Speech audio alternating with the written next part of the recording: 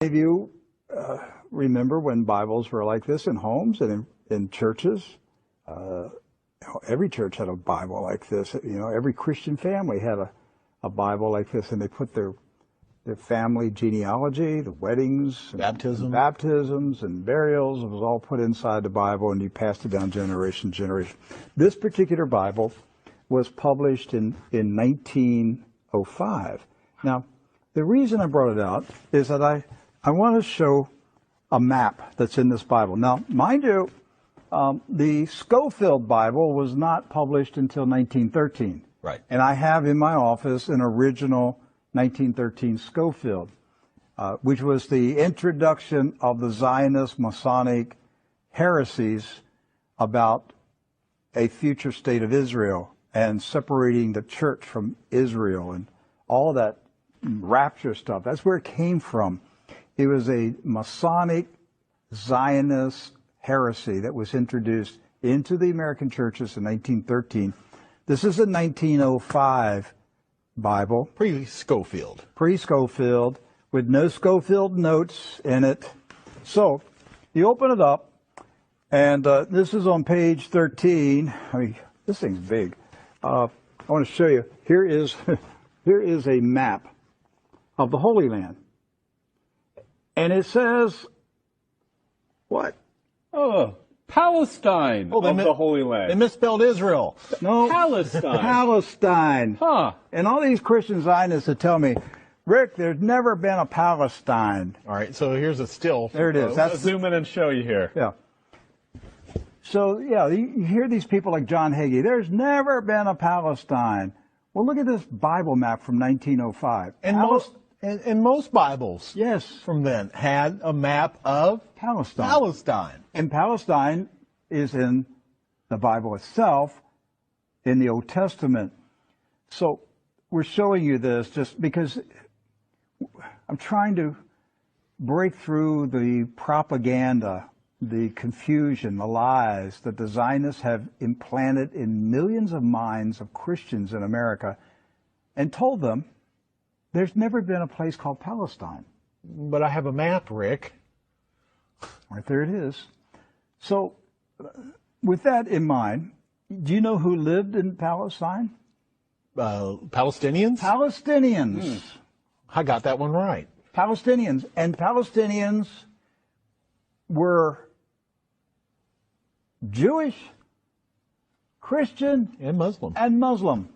Right. They weren't a particular faith. They were citizens of a particular country. Palestine. They were all Palestinians. Yes.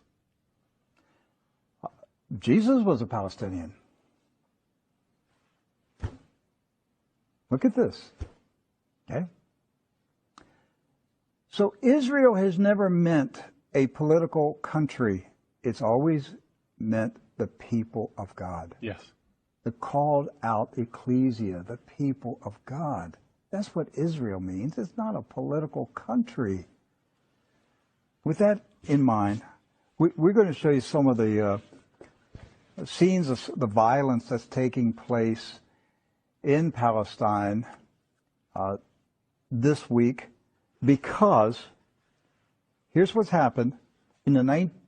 Following the 1917 Jewish Bolshevik Revolution in Russia, where the Jewish Bolsheviks went in and slaughtered the Romanov families in a satanic ritual, imposed communism on Russia, killed hundreds of thousands, literally millions of Christians, hundreds of thousands of Christian Orthodox pastors, and burned their churches, and just a horrible attack on the Russian church in 1917 and afterwards. Then they began to infiltrate Palestine in the 1920s and the 30s. In the 1930s, there was a congressman in Texas, Lyndon B. Johnson, and he was smuggling guns and rockets and grenades from Texas to Palestine, putting them in the hands of the Jewish communist terrorists that were infiltrating Palestine. There was no Israel, no state of Israel. It was Palestine. And they crow about that. That's not a conspiracy theory. That's right from the Lyndon B. Johnson Library. The crates were marked Texas grapefruits. The grenades, they were shipped as Texas grapefruits. The same grapefruits that blew up the King David Hotel. Right. So the 1920s, the 30s, and into the 40s, the European Ashkenazis invaded Palestine, infiltrated. The Arabs, Christian, Muslim, and Jewish, all Palestinians, were alarmed by the arrival of the communist Ashkenazis from Europe. The so-called Jewish settlers were killing. They killed the Jewish residents of Palestine. Yes. You understand that? They killed the Jews who lived in Palestine. They killed Christians. They killed Muslims.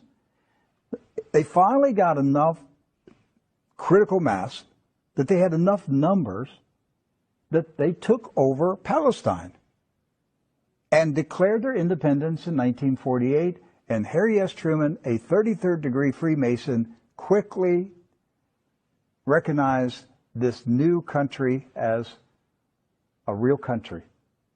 And that's how we got to 1948 and the State of Israel. There's never been peace in the Middle East since that day.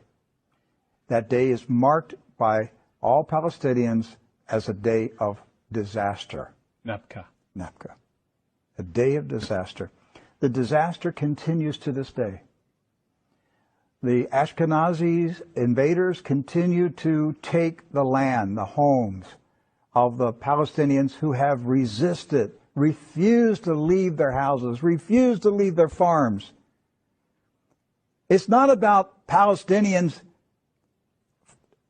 trying to chase out Jews.